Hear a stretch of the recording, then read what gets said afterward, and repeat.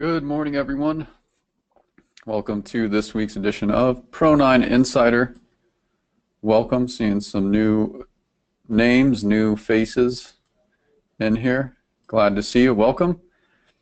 Before we get started, just want to do a quick mic check. Please type a 1 in the questions box if you can hear the sound on my voice. Make sure I'm coming through loud and clear. All right, excellent. Randy, good to see you in the class. Glad you made it.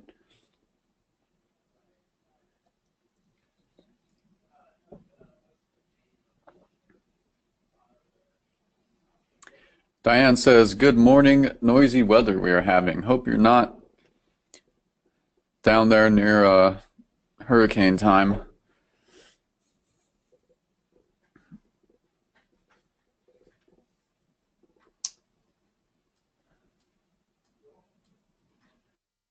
All right, so let's go ahead and get started. Let me pop up my disclaimer here real quick.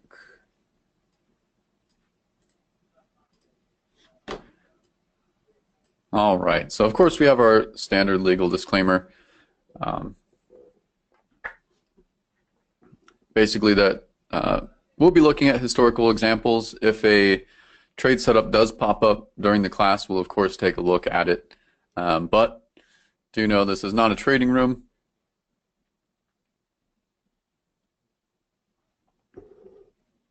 We're not aiming to call out live trades. We will point one out, of course, but we do look at historical examples. They do have their limited educational use. Past performance is not indicative of future results and all that good stuff. So I'm sure most of you are somewhat familiar with that. Nope, Diane says, nope, just Henderson with the storms. Oh, you're near us. All right. Well, hopefully they don't get too bad out there. I did see some crazy videos of quite a downpour last night. So.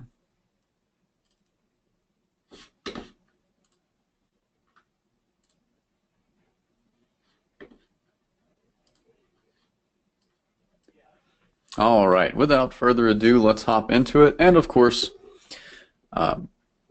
since we do have some new people in here, feel free to throw out any questions you have regarding Pro9 Trader. This is kind of a live Q&A session. It may take me a minute to get to it, so I don't kind of go off on tangents or interrupt thoughts and not get to a point before it's resolved. But we do want to answer all the any questions you guys have. This class is for you to get you guys up to speed with a good understanding of Pro9 Trader. So our goal in here is basically to give everyone a strong foundation, understanding of the rules, money management strategy, and additional tips that can help us avoid some headaches like choppy market situations or things to look out for that will overall improve our experience with Pro9 Trader. So I have up here first the TF, which is the Russell. You may also have the RTY. Reminder to everyone, yesterday was rollover day, so the contracts will expire next week. So if you haven't yet, you can go ahead and roll over to the 12/17 contracts for the equities, the NQ, YM, EMD, TF or RTY, whichever one you're on. I'm still using the TF because I have a live data feed for that. And regarding these markets, keep in mind that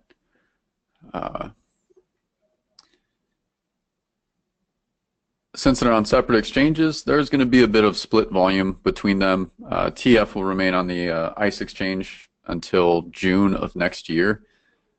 So I have seen a lot more volume on RTY as of late, especially the last 2 weeks of August. So things have still been a bit choppy and slow coming out of August, not out of the ordinary, but we do expect to see it kind of return back to somewhat normal in the next few weeks, hopefully. Of course, we can't see the future, but it's just kind of been a pattern throughout the years.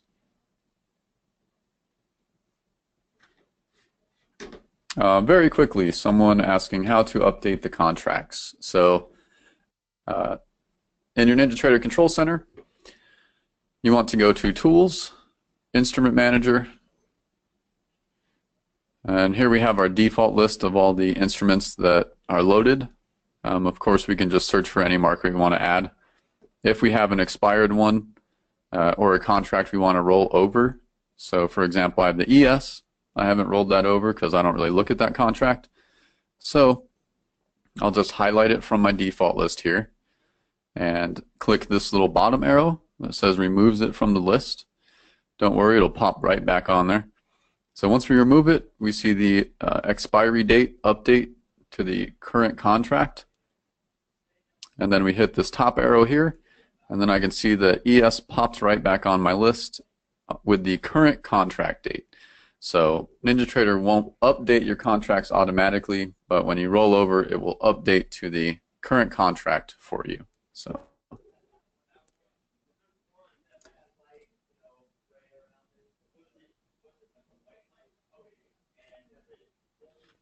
Kwong, yes, we'll post that video on the Turnkey website later this afternoon for you. So, all right. Now, without further ado, so why I'm here in the morning, I believe there was only 10 a.m. news. So let's see, market open is right about here. This is about 13 seconds after the market opens. So let's spread this out a bit.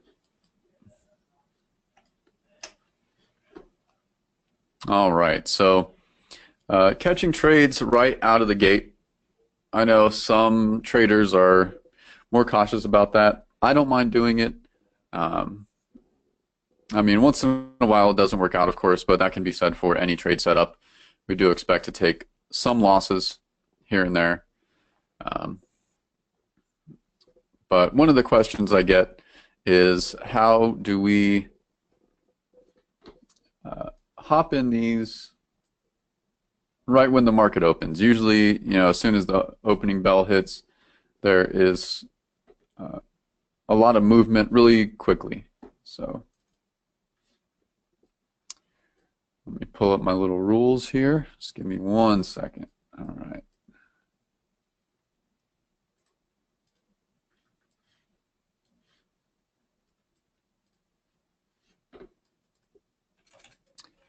So first we had a single T short. All right. So for those of you who are brand new, I will run through the rules. So a single T short, I like to rewind so we can get an accurate assessment of what pretty close to what it would look like at the time. So we can imagine just a bar here being undecided.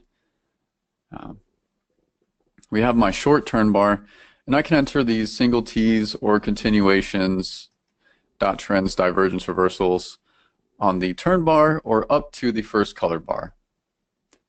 So I didn't have anything qualify here. Market just opened. My EMAs aren't quite in order either.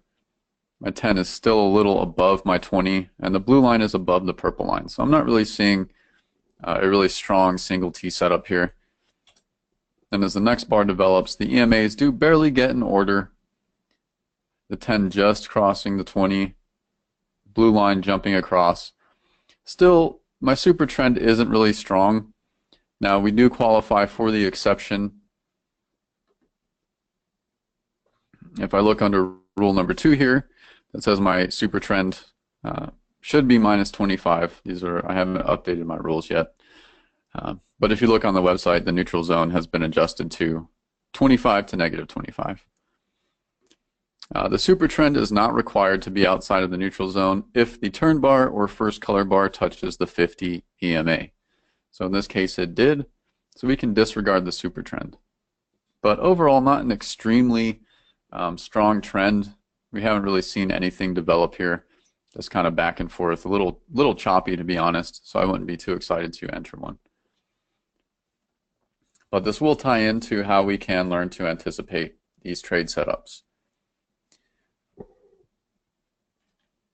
So we could attempt a retracement if we waited for that bar to close, which we would likely have to. And the reason for that is, if I look at where my blue line is, it is at, oops, 53, and my direction is at 26. So it's quite a ways away, and there's no fixed value for how far the blue line moves. It really depends a lot on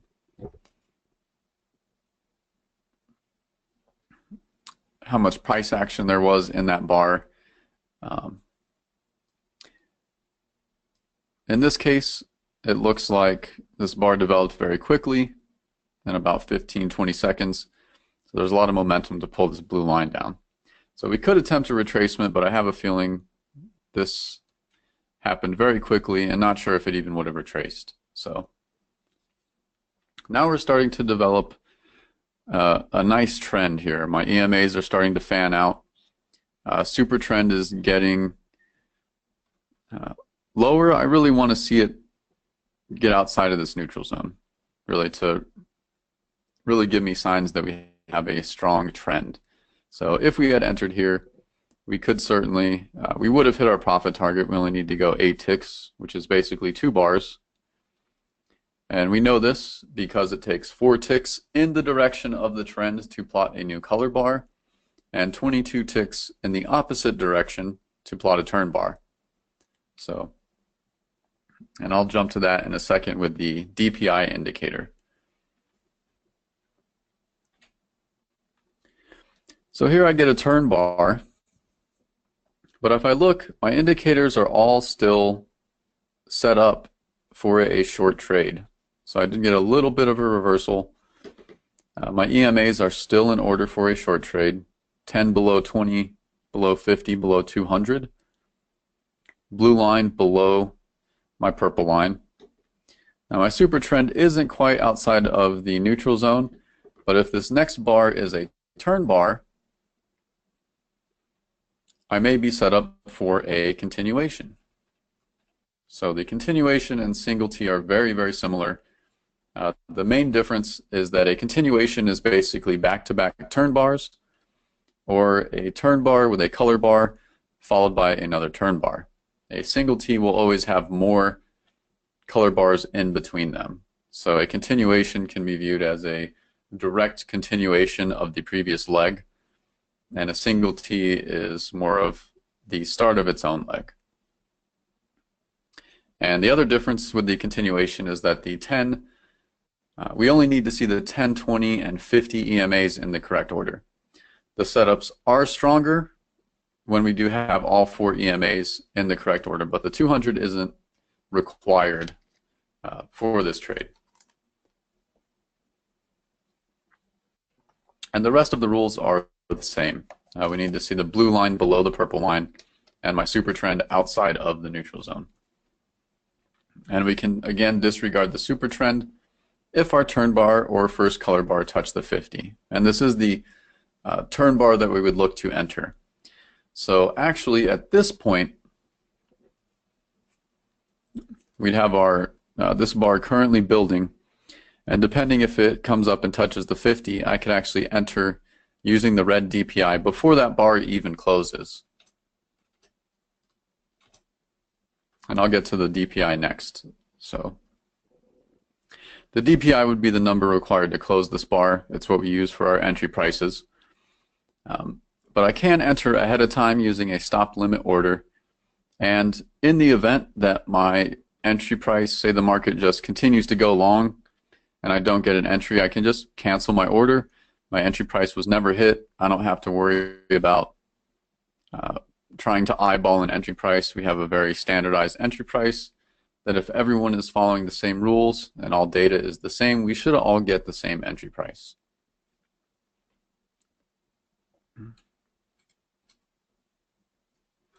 So we did have a qualified continuation here before 10 a.m. news.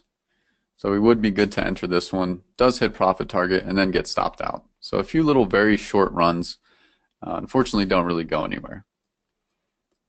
So for anyone new, I do want to,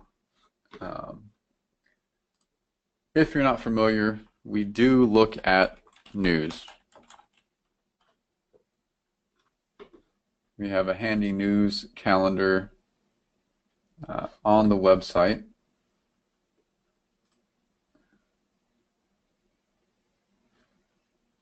Let's see if I can pull it up real quick. Oh no.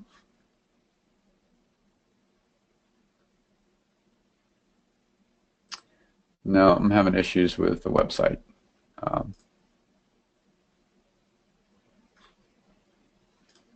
Just give me 1 second here, guys, because news is very important.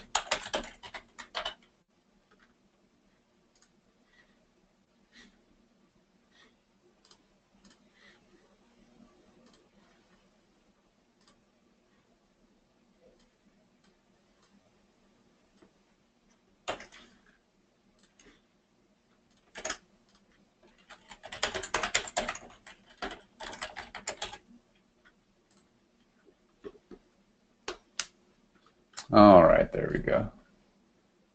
So here we go in the Pro9 Trader members area. We just have our handy little market news tab over here.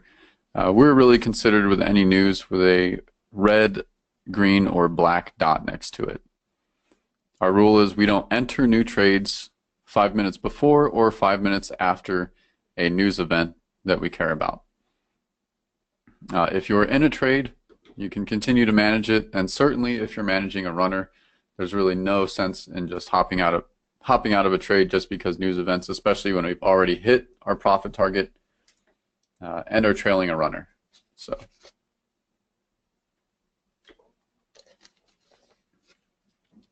All right, so next I want to go over the DPI indicator. It's a very strong indicator, and understanding how it works really lets us anticipate a lot of these setups ahead of time and really gives us the best odds to have a clear heads up of when we should be looking to get into a trade. So this is our DPI indicator here, and we see two prices, a green price up top and a red price below. And these are the two prices that will cause this bar to close. Depending which direction the market is currently trending determines which kind of bar it'll be. So if we've been plotting red bars, or if the market is trending short and we keep hitting our red DPI price, every 4 ticks we'll plot a new red bar. If the market reverses all the way up to our green DPI price, we will plot a turn bar, and that's basically a price reversal we consider significant. And the opposite is true if the market is trending long. We hit the green DPI price, every 4 ticks we'll plot a new green color bar, and if we hit the red DPI price, we will plot a turn bar. So this lets us anticipate what kind of bar will form when each price is hit. So if I take a look back at this continuation example here,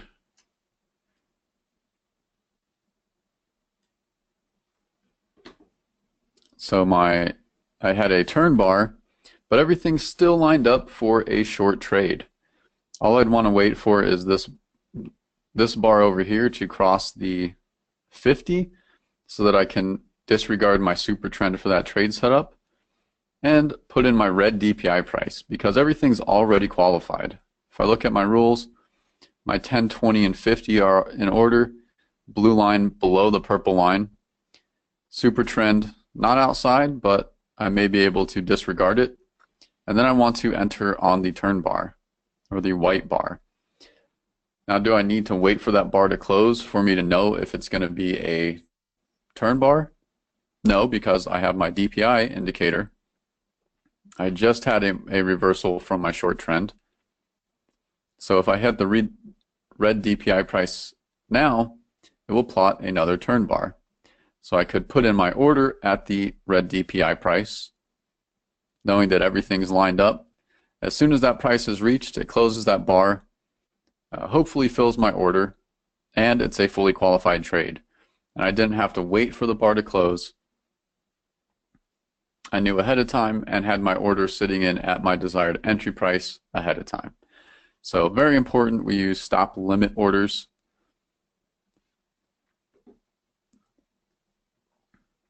So we can set our desired entry price. We don't have to uh, try to get in with a market at a certain entry price. Um, that can be a bit of a dangerous game. We might not get our desired entry price, might have to adjust our profit target accordingly, and then it just gets adds all kind of extra steps. We like to have it as simple as possible. Put in our order, and if you have the ATM strategy to manage the trade for you, you're really good to go once the order gets filled. So, but I really want everyone to focus, especially if you're new to this, and this will just kind of jump you ahead light speed to really getting proficient with the system, is getting familiar with this DPI and trying to anticipate the trades, especially if you're brand new practicing in sim. You know, put in your orders ahead of time before the bar closes when all the rules are lined up or you expect them to be. Most of the time, the one rule we have to wait for is our blue line. There are some cases where it's very close. If we look here at right around 11:03 Eastern, where we had this turn bar, it's very close, and it does indeed cross. So it will turn white when it crosses from one side of the purple line to the other as a visual indication. Sometimes, and it's not very often, but sometimes it does come in at a weird angle, and if we didn't have that, we wouldn't really be able to tell. So just as a quick indication that we did indeed cross to the correct side. Most of the time, we're going to be in situations where we just have to wait for that bar to close to confirm that this will indeed cross. And that's usually when the blue line is farther away. And really, it's not something that I can teach or give you a certain value and say when it's this far away, it will always cross. It is a dynamic indicator, so a lot of different things affect it and how far it moves during the painting of each bar. So it really comes with chart time and experience. Usually when it's this close or right above it, it's very, very safe to anticipate that it will cross. And I always follow the rule, if I'm not sure, wait. And if we look back, we can kind of see it has a pretty consistent distance that it moves. In between each bar. It's not always consistent, but there is kind of an average range it will move. And if you just get familiar with that, you'll be in pretty good shape. But if you doubt, if you look at the blue line and say, I'm not sure that's going to cross, the safest bet is to wait. There have been a few times where I've cowboyed it a little bit and been a little anxious or said, you know what, I've seen the blue line right around there and it crosses, and then something happens, there's too much pullback and it doesn't cross as I anticipated, and then I'm in because the bar did close in my direction and I'm in an unqualified trade, and then that's pretty bad news because I have been bit several times that way, and it took me 2 times for that to happen, and it actually happened in the same day. And after that, I've firmly stuck to that rule. If I'm not sure about the blue line, wait. It's better to wait for to be certain of the qualification and attempt a retracement. You may miss the retracement entry, always a possibility. Than to have our order in ahead of time, but on a more questionable setup that could actually result in it being unqualified. All right, so here we have are, we have a single T long setup that qualifies on the first color bar. This one we will not enter for several reasons. One, we're heading into the high of the day. And if I look at my rules, and this is a universal rule for any trade.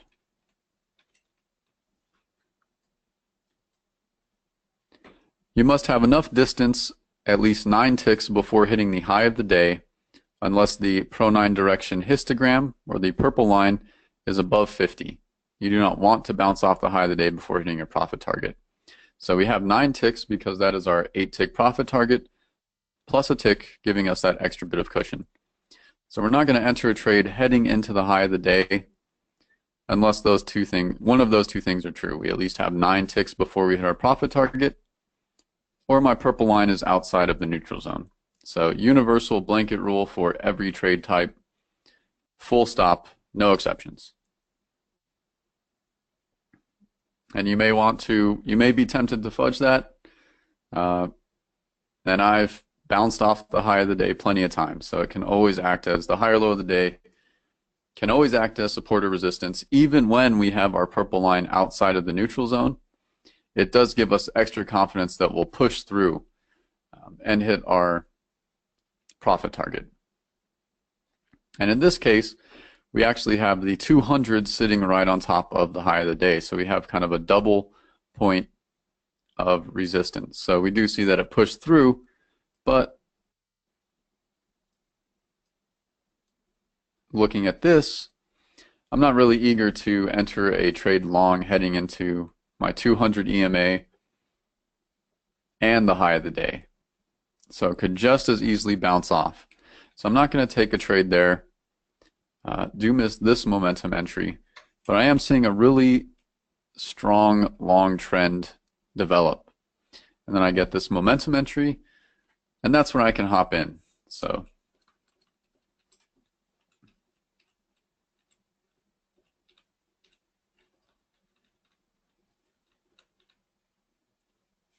and our momentum entries are probably the simplest trade to qualify. We just need our 10, 20, and 50 EMA in the correct order, blue line above the purple line, and a purple bar.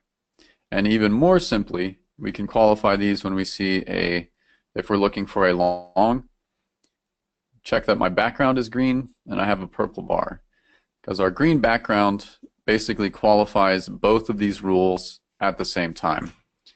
My background will turn green when my EMAs are in the correct order for a long trade, 10 above the 20, above the 50, and my blue line is above the purple line. So it qualifies 2 rules for us at the same time. So it doesn't include the 200 EMA.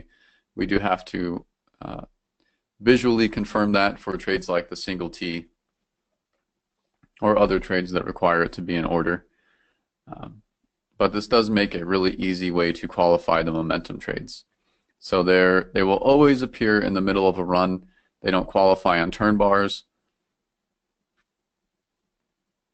And they're useful for this exact situation, to hop in to a run that for some reason we couldn't enter at the beginning. So now a word of caution with the momentum trades is that, as we all know, eventually these will run out of steam. The run will lose its momentum and we'll get a market reversal. So the longer a run goes on, it becomes more risky, and there's not really an easy way to determine when is the cutoff point. Some things I look for is my purple line coming to an extreme, a lot of this divergence, which is to say that the blue line is moving against the trend of the price bars. So those are a few things I look for that would let me avoid some riskier momentums. Now, doing so, we may also run into situations where we're going to let a winning momentum pass us by. And really, it just depends on our level of risk that we're comfortable with. So The momentums do have a 15 tick stop.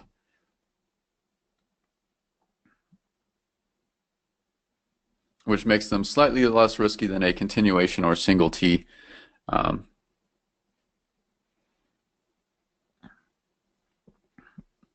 but I will usually cut it at 3 momentums in a run. I'm not going to enter past the third one. Um, so there's no hard, fast rule or way to know when the run is going to reverse. So the longer it goes on, eventually it's going to run out of steam. So we should keep that in mind when looking for the momentum trades.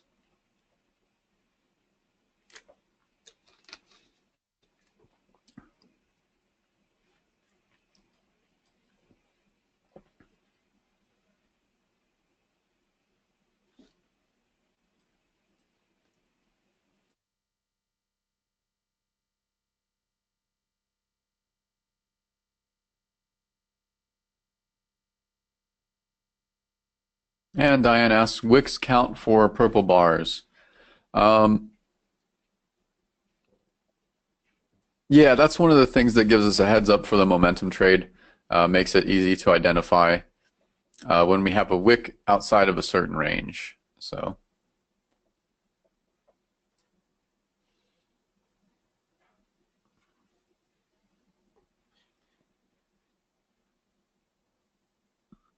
all right, I do want to point this one out. This is a newer trade. We released it I don't know, I want to say 2 or so months ago. Actually, probably my favorite trade since we introduced this, especially these counter trend examples. These are probably the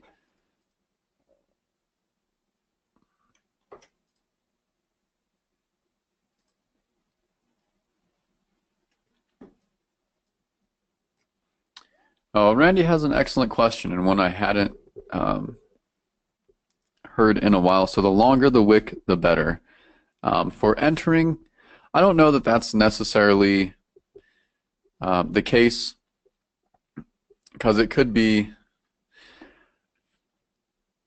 we get a little pullback and then the buyers just continue pushing the market up, or there could be a lot of just back and forth, creating a rather long wick before it finally returns to the trend. So I'd have to go back and look. I don't have a definitive answer on length of the wick. That's not really something I consider when I look for the momentum trades.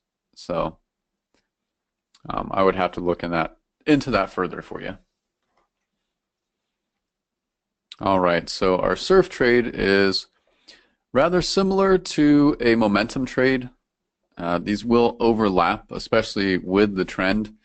These could all, or most of these could be also considered a surf trade.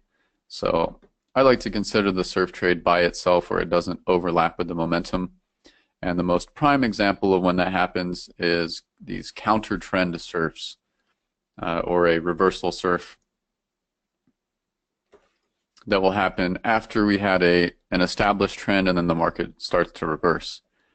Now, these trades can be entered on a turn bar, a regular color bar with a wick, or a purple bar. So these ones we strictly look for any bar with a wick.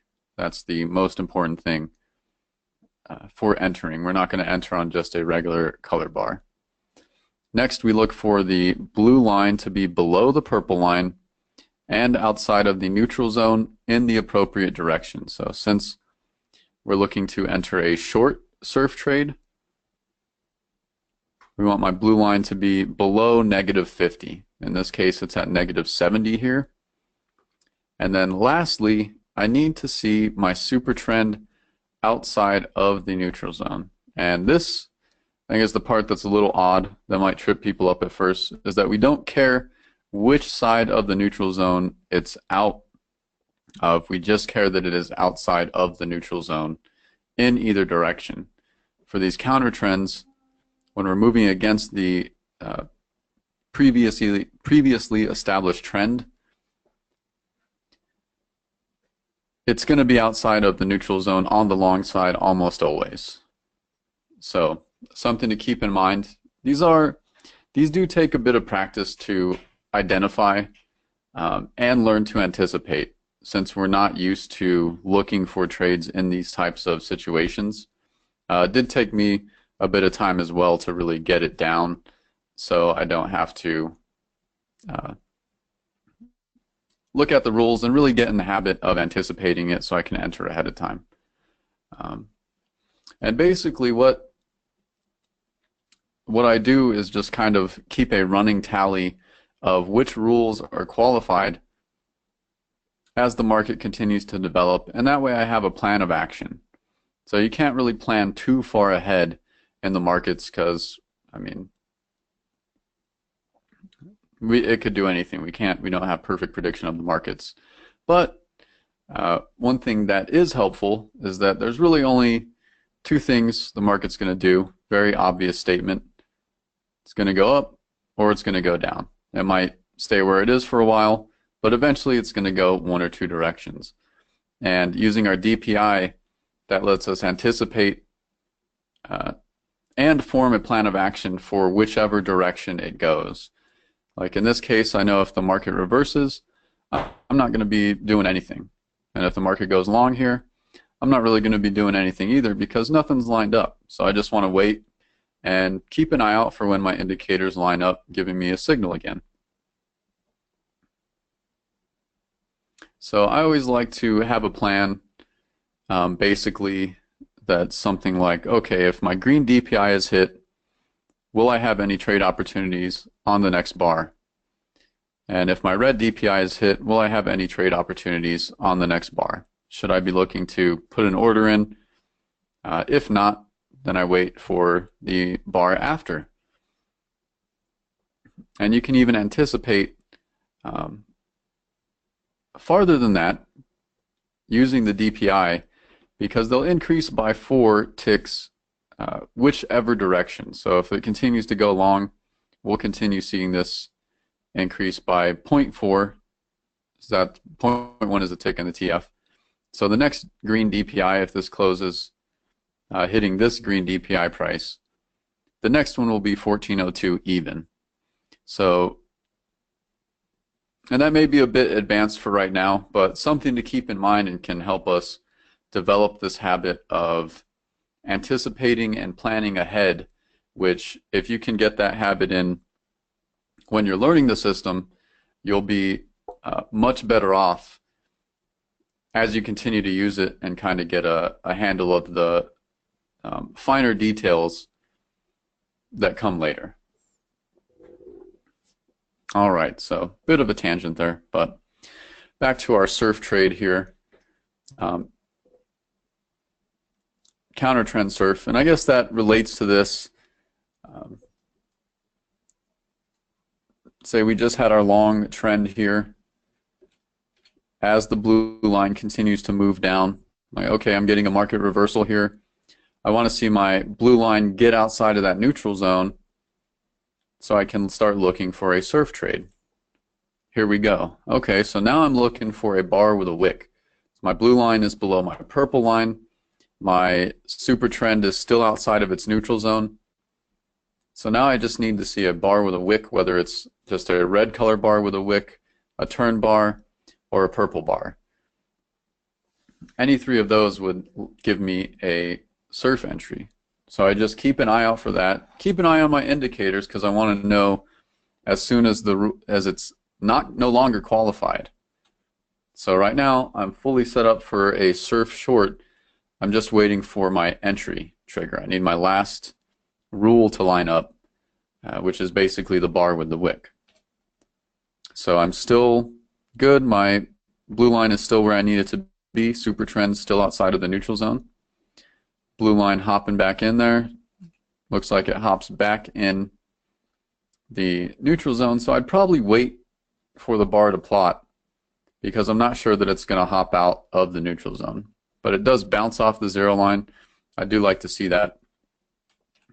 A bit of an advanced thing to look for, but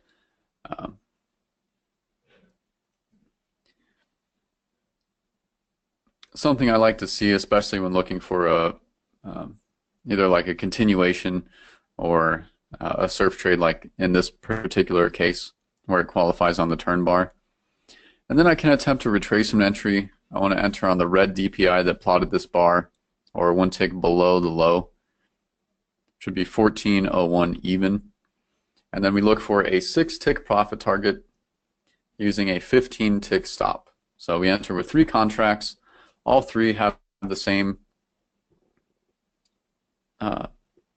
stops. We take 2 off at our 6-tick profit target and leave 1 on for our runner.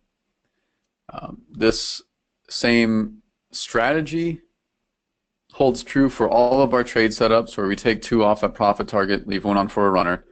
The only difference is some of our trades have a different profit target and stop. So the momentum and surf will both follow the same profit target and stops of 6 ticks with a 15-tick stop. So we have our first color bar after our entry. This lets us know we've moved 4 ticks toward our target. I need to go 2 more ticks, so I'll actually hit my profit target before this 3rd bar closes. And after that, we'll sell 2 of our contracts and adjust the stop on the runner to break even. Now we actually recommend once the profit target is hit, if you're using an ATM, set all contracts to adjust to break even. This is kind of a protectionary measure in case we get a rather quick whipsaw, which does happen from time to time. The market may just quickly kiss your target without filling the order and then retrace quickly, and in some cases it can go back to your stop. So what would have otherwise been a successful trade would turn into a loss, which is we want to avoid those unnecessary losses. So it's much better to adjust the stop to break even, and we may take a scratch, which is just a 0, no win, no loss on those 3, but that's much better than the case of taking a loss on an otherwise what should have been a winning trade. So assuming this one doesn't retrace back to break even for the sake of example, once the 4th bar from our entry bar plots is when we can begin trailing at the high of the previous bar. And this will be the low of the previous bar if we're moving long. So my entry was 14.01 even, and the high of this bar is the first point where that is actually lower than break even. So this is just the body of the bar. This doesn't mean that we'll always get stopped out on the runner just because the high of this bar is higher than our break even. The price actually has to move up there, but it still plots the body of the bar.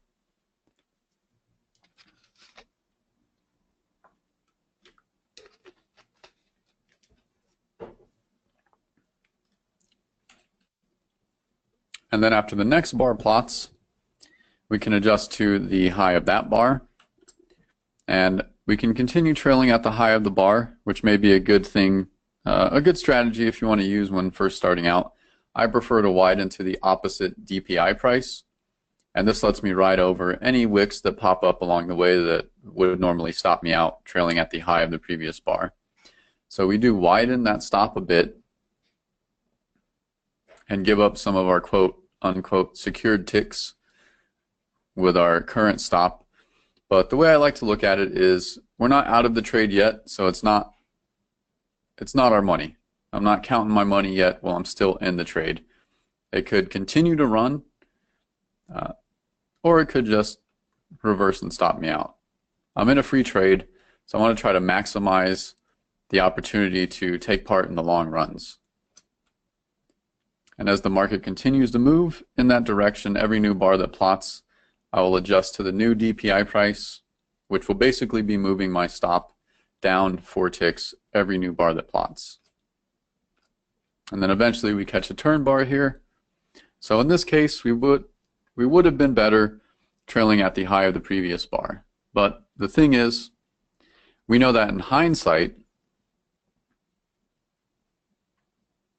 and of course we all make perfect decisions in hindsight, especially with trading.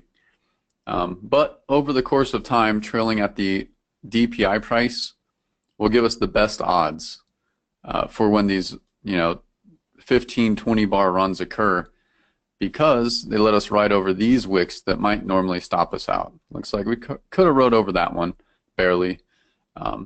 But in the events we get a lot of pullback or a lot of wicks, we can ride over those, and then eventually we just, get stopped out up here. But we were able to take part in the entire thing.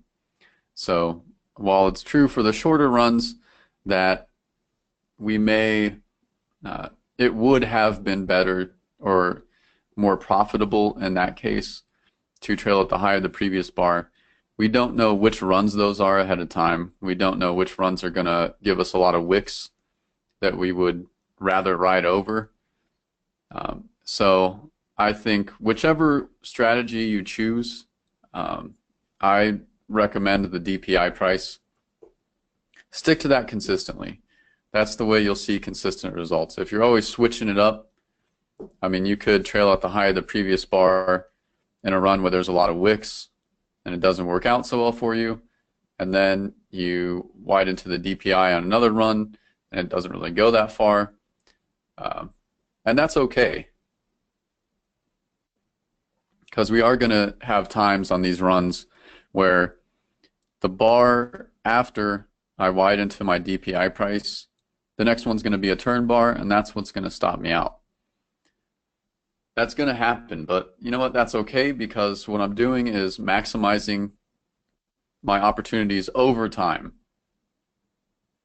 So while it is good to, look at each trade, get what information we can to learn from it, it's important to kind of stick to the same money management strategy over time to get consistent results.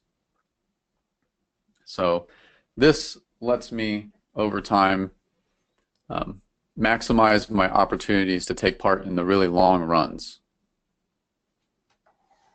And I do have to kind of relinquish some ticks that I would have otherwise secured.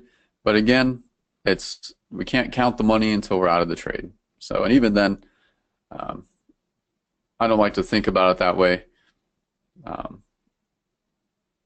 It's just adding more to your bank. So once you start hitting a few winning trades, then as Todd likes to say, you're playing with the house's money.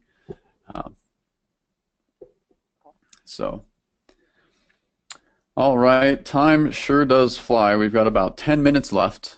So if there are any last minute questions, feel free to throw those out there. Now would be the time to do that. Of course, if anything pops up later, you can simply shoot an email to support, and we'll be happy to answer your questions that may pop up through the trading day.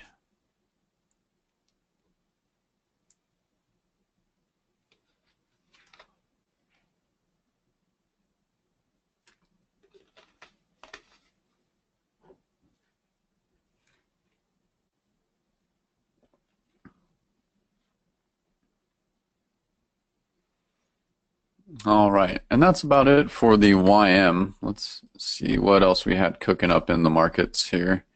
So this will be a great example for CHOP. So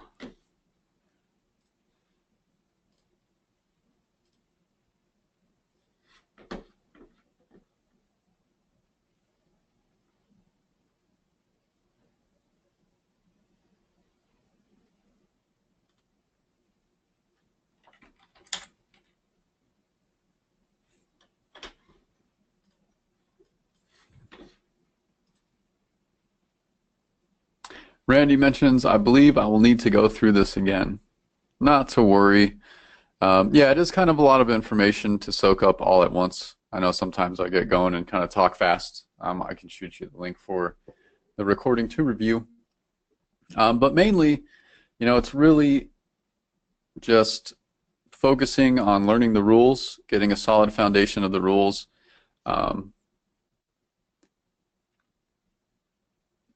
and just sticking with that and practicing the money management strategy. So we do have videos to set up the ATMs and the NinjaTrader domes that make it a lot easier. So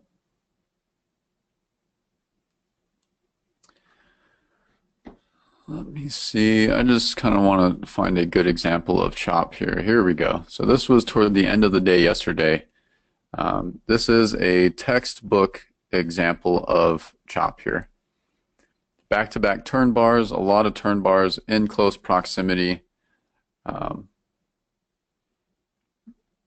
And really, if more than half of the bars in the last couple bars are turn bars, I would definitely pump my brakes, especially if I'm getting this kind of action, just these triple turn bars here. So we look for lots of turn bars in close proximity to each other. EMA is kind of roped back on top of each other. My blue line, and this is really the strongest sign, is that it's just kind of bouncing back and forth in a small range here. We really like to see the blue line hit extremes pretty consistently throughout the day. So when it starts bouncing around in the neutral zone, that is definitely a warning sign to kind of pump your brakes, sit on your hands for a minute, and wait till clearer trends develop. And other things we look for, which aren't prevalent in this example, is our purple line hovering around the zero, as well as the super trend. So I wish I had a better example of what to look for specifically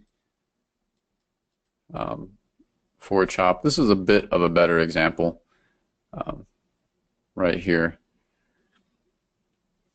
Something to keep an eye on, and really this is how I look at it, is that if the market looks choppy, it probably is.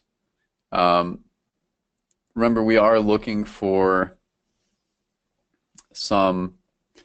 most of our trades are trend trades, right? So we like to have all of our indicators tell us that there's a very clear, long established trend, whichever direction that is. So being that that's the case, we don't really want to enter a trend trade when there's not an established trend, or when the market looks rather indecisive. So something to keep in mind, that will save you a lot of headaches in the long run. And just keeping an eye out for these signs, just looking for lots of turn bars back to back, watching for the blue line to kind of start hovering around in the middle here, that type of thing.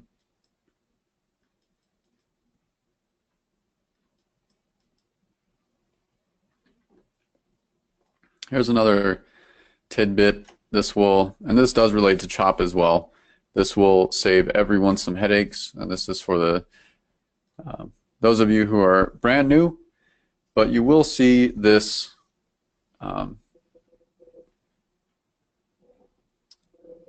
pattern, and it does relate to chop. So while we do see signs of chop in here, one thing that really gives me a heads up is seeing the price bars kind of move into this range between these EMAs. So I have my 20 and 50 on top here, and my 200 on bottom. And then the price bars move in there, and we can see this is just kind of a stranglehold, and the price bars are moving just back and forth, bouncing off the EMAs, and they really get sucked to this 200 EMA like a magnet. So this I like to call the kiss of death. I avoid it at all costs. As soon as I see the bars move into this type of situation, I sit out of that market until we're clear of these EMAs and we have a nice trend established. The safest way to make sure we're out of chop is simply to wait for a trade to win without us.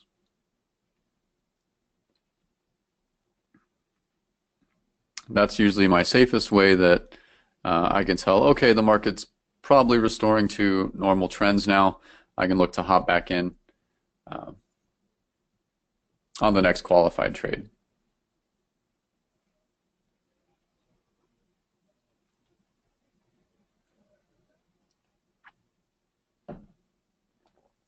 All right, everyone, 5 minutes left. Any pressing questions or anything that is unclear thus far? We did go over a few trade setups. I don't like to go too deep into the rules or analyze the rules for every single trade setup, since those are available to you guys in the members area with the tutorials. So that's kind of something you can learn on your own time.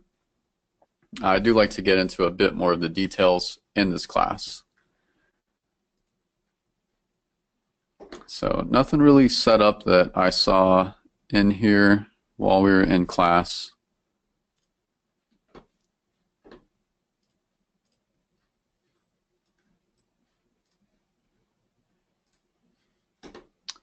Not too sure why my YM chart did not pop up here.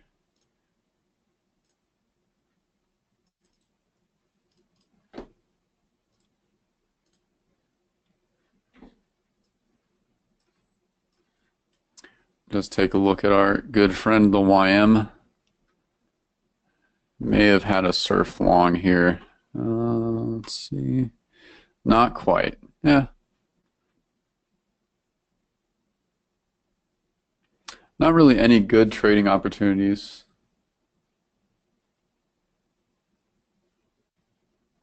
Yeah, the EMAs, the 10 is the smallest. That's the white dotted one. And then as they get larger, it increases. So the 20 is the next largest one. Then the 50 are the longer dashes, and the large dots are the 200. So the easiest way to picture that is for long trades, we like to see the smallest on top, and then in descending order, largest on bottom, and reverse that for short trades.